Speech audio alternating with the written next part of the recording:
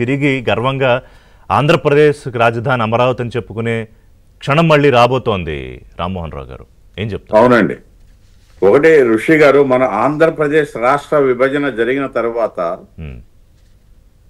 ఏదైతే కొత్తగా ఏర్పడ్డ రాష్ట్రానికి రాజధాని కావాలి అని అన్నప్పుడు, ఆ రోజు ఎక్కడ ఏమిటి అన్నప్పుడు అసెంబ్లీలో సుదీర్ఘ చర్చ జరిగినప్పుడు ఇదే జగన్మోహన్ రెడ్డి గారు ఆ రోజు తను సమర్థించటం జరిగింది.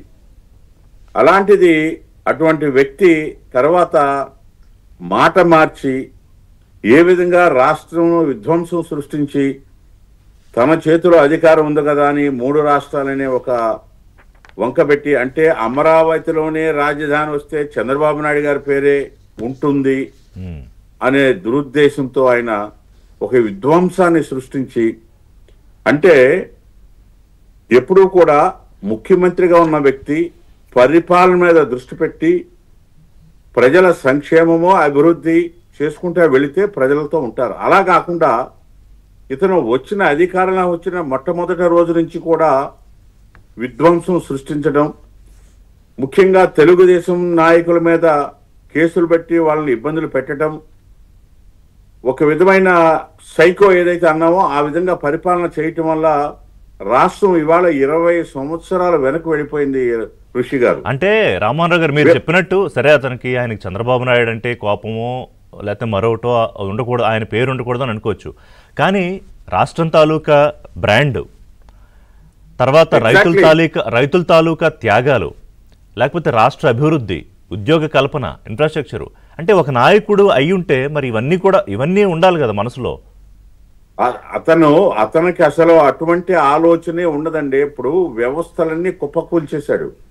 ఆయనకి ప్రజా పరిపాలన చేసి ప్రజల మన్ననలు పొందటం అని గాని, అభివృద్ధి అని గాని, భావితరాలు ఏ విధంగా ఉండాలి, ఉద్యోగ సమస్యను ఏ విధంగా తీర్చాలని అసలు ఆ ఆలోచన విధానమే లేదు కాబట్టే అందుకే చెప్పాను మీకు, అమరావతి అనేది 20 సంవత్సరాలు ఇక్కడికి వెళ్తే మీరు చూస్తే, ఇందాక మీరు చెప్పారు, అక్కడ రైతాంగం కానీ చంద్రబాబు నాయుడు గారి మీద ఉన్న నమ్మకంతో ఒక పిలుపు మేరకు ఆ రోజు 34,000 ఎకరాలు భూమి రాజధానికి ఇస్తే, అక్కడ ప్రజా రాజధాని నిర్మించుకోవాలని, ప్రపంచంలోనే గుర్తుండే విధంగా రాజధాని నిర్మించుకోవాలని మనం ప్రణాళిక వేసుకుంటే, ఆ మొత్తాన్ని ఆయన పక్కన పెట్టేసి ఇక్కడ రాజధాని అంటే చంద్రబాబు నాయుడు గారికి పేరు వస్తుందనే దురుద్దేశంతో ఆయన 3 రాజధానిని వంకపెట్టి రకరకాల విన్యాసాలు చేసి, ఏదైతే ఉందో కనీసము ప్రజలు ప్రతిపక్ష స్థానం కూడా అతనికి ఇవ్వలేదు అంటే